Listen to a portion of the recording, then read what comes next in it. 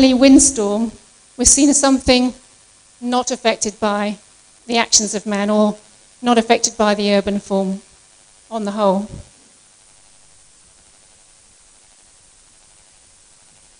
So then we asked people about their priorities and perceptions in terms of the infrastructure that they thought was most important to be made resilient. So we wanted to understand from this what different people felt about what was the most important infrastructure. And we collected from the stakeholders and from households and businesses their views. And you can see that the households and businesses were pretty much agreeing on what were the priorities. The most important infrastructure, drainage and electricity. And as one of our respondents put it, electricity is most important for all, because without electricity, none of the other things will work. So that was pretty clear. Some of the other infrastructures that you might think were important, like the schools, so the education being maintained despite the flooding, despite the heat. The communities and the households found that less important, whereas the community leaders ranked that quite highly. They thought that was schooling in McCurdy was the most important thing to maintain during the climate crisis. Water was something that community leaders recognised as being important to maintain. And we can speculate about why that is. And some of the reasons might be about the individuals knowing that they have a good water supply, whereas the community leaders want to think about the water supply for everybody else. Sewage and telecommunications was something that people were less worried about. And then we asked people about their perceptions and priorities about what kind of adaptation would be important in order to cope with climate change. And again, we found some fairly similar views across some of our households and businesses. It was very common for households and businesses to call for government action, to create change, to manage the climate resilience. Whereas our government stakeholders were more interested in other things, laws and regulations. They were more interested in engineered solutions. There was a general tendency for people to want engineered solutions, technological solutions, rather than the softer environmental solutions that had been being advocated by the international literature. Economic solutions were not something that was recognised as important by any of our stakeholders. And behavioural solutions was least important of all. And this is something which in international literature is getting increasing focus. So we are looking at a mismatch between what people think is important in Nigeria and what international best practice might say should be important. So that's quite an interesting contrast. And when we took this to our stakeholder validation workshop, they also agreed that this was how people would see this. They saw this as what they would have expected to see. And they said there might be something about education, not education necessarily of the people, but education of the politicians to understand how these solutions could be helpful for Nigeria.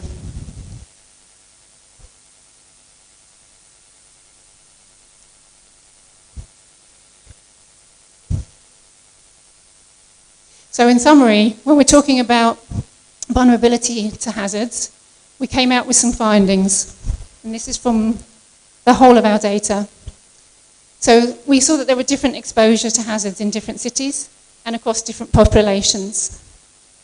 We saw that households and businesses are highly vulnerable to the impacts of the hazards. And they're most concerned about the direct impacts of the hazards to them and less concerned about indirect impacts and cultural heritage and other things which are more communal. The vulnerability is linked to resilience of infrastructure as well as socio-demographics. So it's not just about equity between those that have and those that have not. Everybody is disrupted when the road is flooded. A major challenge to adaptation is seen as finance. Finance is very important. But there's also tenure, and whether people are able to adapt their properties or whether they need to rely on somebody else to do it for them. And there was also a difference in concern expressed across the cities. So some people were more concerned than others, even though they might be subject to the same exposure, because they felt they could cope better. As a side show, really, when we did our surveys in McCurdy, we were using a new technique for us. We were using Open Data Kit. So on mobile phones, our research assistants were going to individual households and businesses and collecting the data and then sending it up to the cloud where it was all collated at the end of the day for us. Saved a lot of time in entering paper forms. This is a free and open source software that anybody can use. So it's not something that you need to have the DFID money behind you to use. It's just about having a bit of data and downloading it to your mobile smartphone. And the advantage of that was it also geo-referenced our data.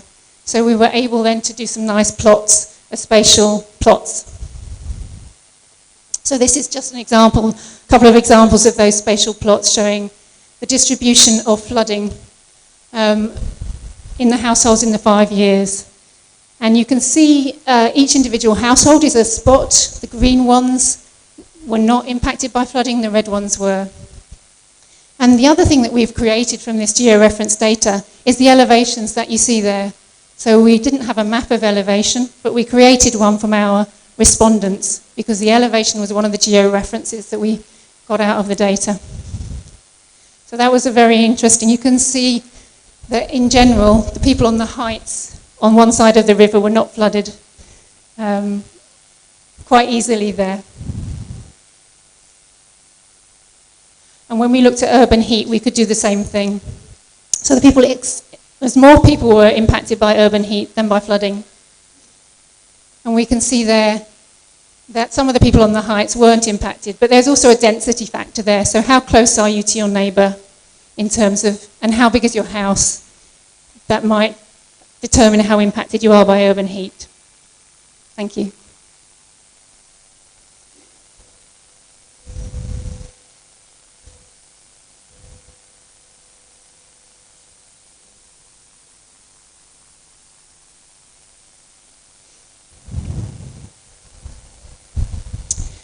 We asked people whether they received climate information, and here was an interesting difference between Calabar and McCurdy. So we asked them who did they like to receive information from and who did they receive information from about climate hazards.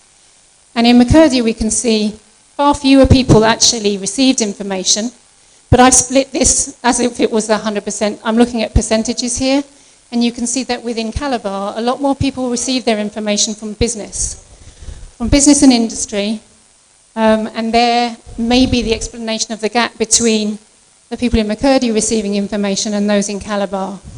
But in general, people like to receive their information from the state and from local government.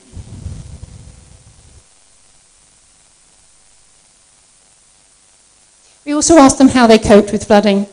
And I was very encouraged and inspired by these results, because if I do similar studies as this, like this in England, I see much, much lower numbers of people saying that they know about strategies to cope with flooding and that they would do the things that they need to do to cope with flooding. So what we see in Nigeria is a population that's very ready to help themselves.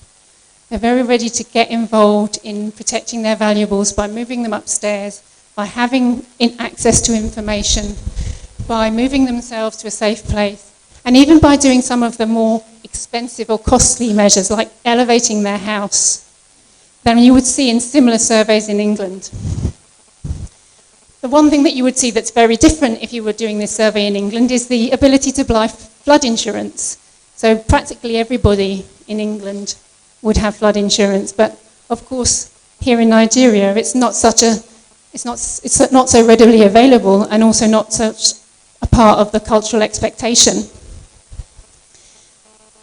So we see actually very similar patterns of willingness to cope with flooding in both of the cities, even more similar than in the attitudes to adaptation.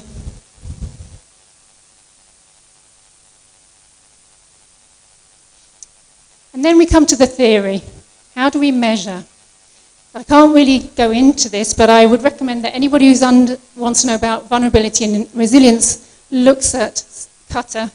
Susan Cutter from the US, we used her concepts to set up a set of resilience indicators for the cities. And those resilience covered social, economic, financial, institutional, community resilience. And we compared the two. So you can see there we've got scores for economic, social, infrastructural, community capital and institutional resilience. We don't see much difference between the two cities, apart from around infrastructure, community capital.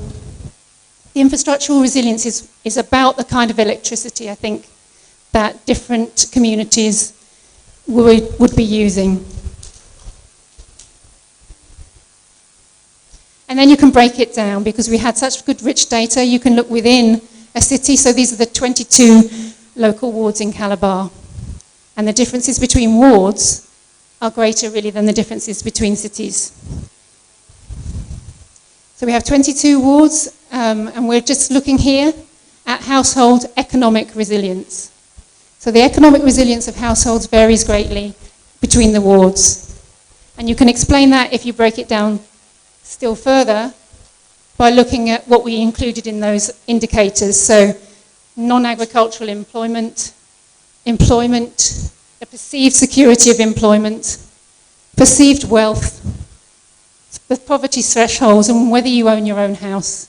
And again, you can see that in the different wards in Calabar here, there were very different measurements and very different levels of resilience. These can be very useful tools for local and state governments and for city governments.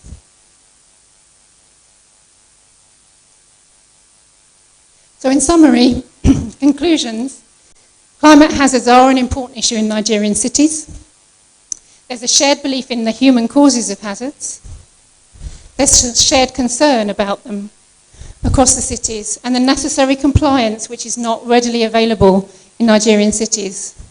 There are calls for infrastructure measures to reduce risk, and that's very common across all populations.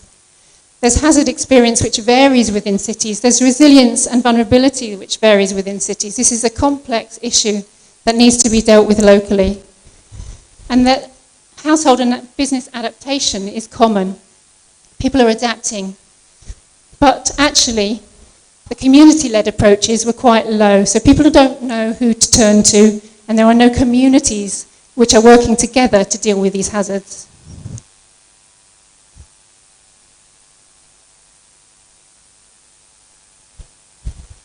So the implications of this is that sustainable planning and sustainable water management are relevant in Nigeria, but there's a lack of capacity to implement some of these things, detailed maps, and some capacity in and training of personnel.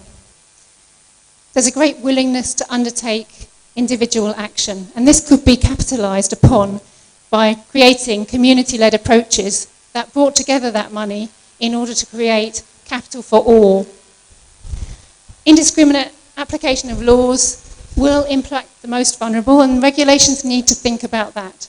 So the equity issues around taking a legal approach to this need to be thought through very carefully.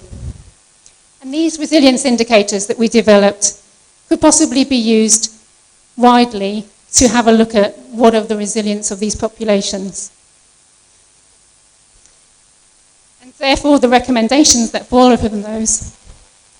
State governments should consider, as recommended in the adaptation policy of the Nigerian government, to go cross-departmental here and to set up a ministry for climate hazards. There should be promotion of climate champions, people who really understand this, within communities. So trying to set up a community approach to this because of the willingness of people to be engaged, but the lack of anywhere for them to engage. Risk assessments should be undertaken at multiple scales, not just a national assessment, but local and citywide assessments. And more resources should then be made available once the risk is understood in order for people to adapt. Strong consideration should be given to enactment of building codes to help people to understand how they can adapt to these new climate stresses. And agencies should consider the use of these resilience measures, not just within a city, but across cities, to understand where the priority for funding should be. Acknowledgements, the research team and participants. We work very closely with our Nigerian partners and with our research assistants in accomplishing this. And that's just our outputs. Thank you. Thank you for listening.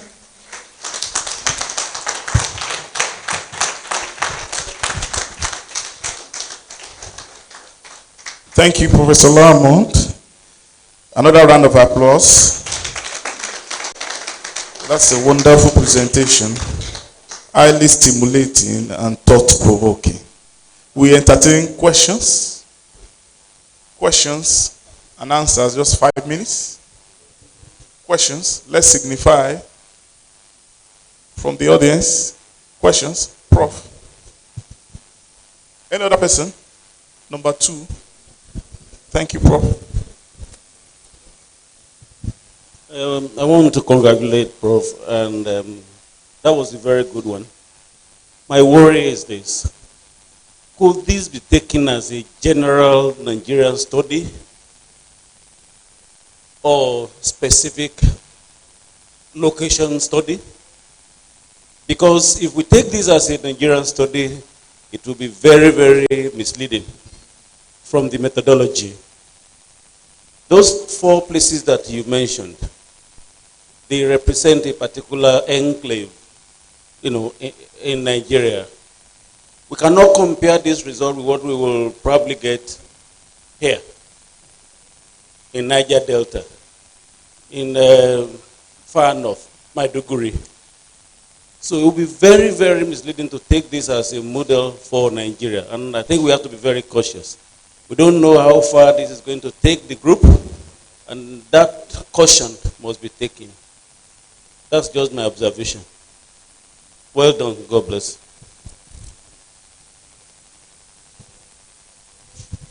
Thank you very much. The presentation was very good. Actually, my question is related to Professor Fadary's question, and it has to do with justification for your study area.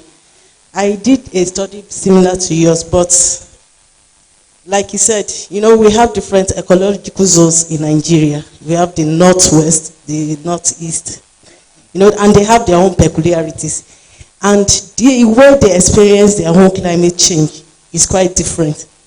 Now, and apart from that, even their means of adaptation, their whole indigenous, apart from the general one, they have their own peculiar indigenous way of adapting to the situation. Now, bringing it to why I asked the justification for selecting those areas, we might not really be able to generalize, because it's like you picked Makurdi, Lokoja, Calabar, and Enugu. It's somehow, it's adapted. It's skewed towards an area. There are some areas that we really know that they are really experiencing it in full force. So I would rather suggest that, or I don't know, maybe this is just, I don't know how to put it. Maybe part of the study. Thank you. You may please respond. Thank you for that very good couple of questions, which more or less address, as you say, the same issue. So why did we select the places that we selected? It's a really good question, and all PhD students should be able to answer that question. So I hope I can answer that to your satisfaction. And then about how generalizable are the results of this study. So I didn't have time to go into detail, but I can say that one of the challenges that we had when we started this project was that there were some places we were not allowed to travel to. So we couldn't take the full range of geography into account in terms of actual study. So we did look in the report in literature across the whole of Nigeria, and we appreciate very strongly that there are different geopolitical zones and there are different climate challenges in different parts of Nigeria. But we were constrained by the project to work in particular cities that were around the size of a state capital, and that in particular we were very interested in looking at areas that had flooded in 2012 very severely. So that's the rationale for choosing Benue and Lokoja. When we started looking at Enugu Nugu, it was in order to see whether the wonderful urban planning that we'd heard about made any difference in Enugu compared to some of the other cities, and also Calabar. We were not allowed to look at Lagos and this area because the cities are too big and they'd been too heavily studied. So I was under constraints. Having said that, generalizability of the study, some of the detailed findings about what people will do and what their climate stresses are and what their priorities of adaptation are may change. And we're not saying that our study has captured that for all hazards across the whole of Nigeria, but what we're saying is that the methods that we've used can be used by local governments and state governments to evaluate the same sort of issues. So it's more to say that our methodology is useful in evaluating this before imposing particular kinds of solutions on populations. So don't take, I think that was I hope that came through, don't take a national approach to this, take a local approach, and then that means you have to replicate this kind of study in different cities in Nigeria. And of course we couldn't do that for financial reasons and for political reasons, but we hope that the work that we've done will show how this could be taken forward. And many of the rather larger conclusions and recommendations could be more generalizable in terms of the resilience of this population in terms of self-help rather than community-led practice. So some of those, I think, our stakeholder validation workshop, which had people from all over the country, they validated those findings and they found them to be strong and true for Nigeria. And that was partly the purpose for doing the validation workshop.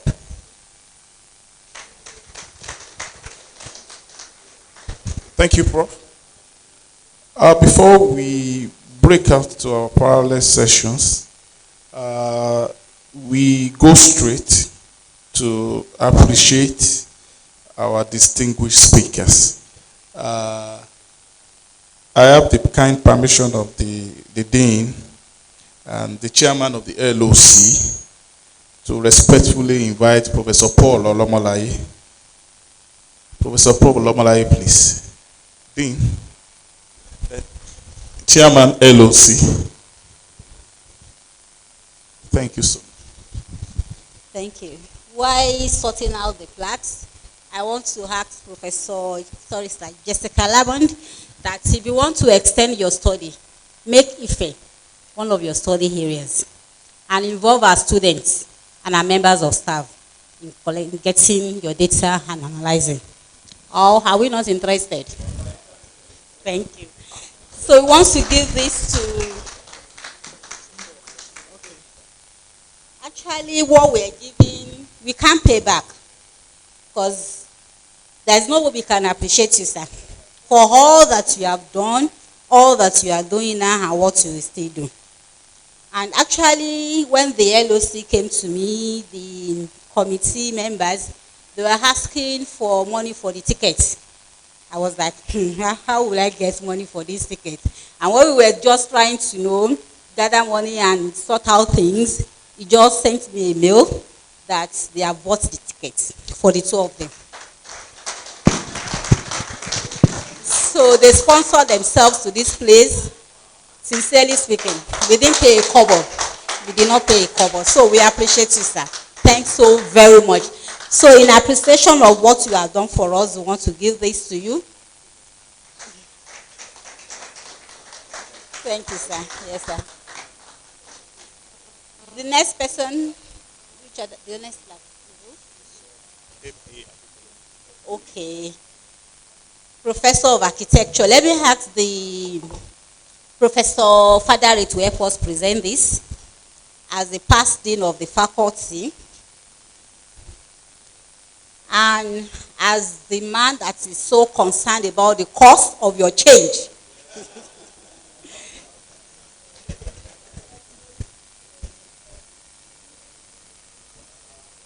Well, Professor Emo Adebamo, could you please rise and move closer to me so that I will not die young?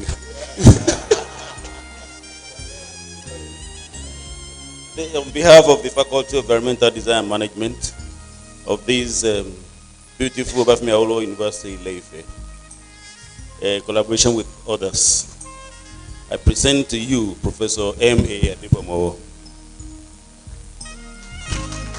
In appreciation of your contribution towards the success of this conference as the lead speaker, we will call you back again next year.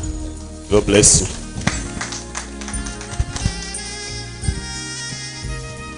Thank you, sir.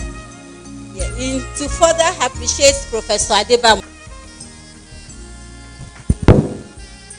So the next we go to those that took us yesterday on quantitative and qualitative, and one of them is around now. Okay, I think Professor Olosua will be okay. You are representing him. It's okay.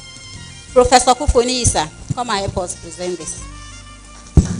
I was not around. I didn't stay up through yesterday, but I heard that you should have read mathematics and not architecture.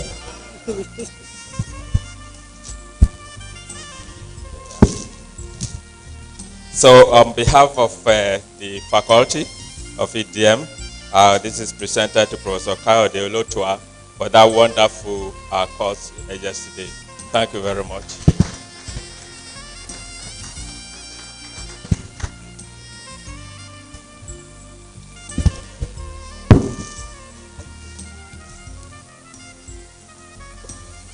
This one goes to Dr. Aronsiola, and the chairman of LOC standing in for him. Let's ask Professor Odobolaye to present this.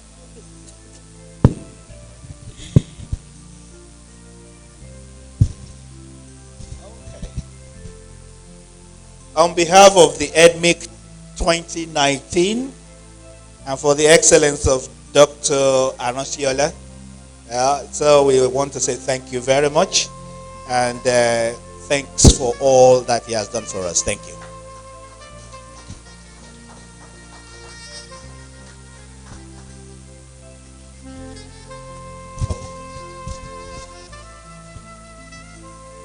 Thank you very much. Thank you, sirs and ma'ams. I have some few announcements here. Before we proceed on for lunch, we want to take a group photograph. Can we take the photograph now? Group photograph with the keynote speakers and all the professors, faculty professors, please. Please come forward, sir. All faculty professors, the vice dean, you may please join them.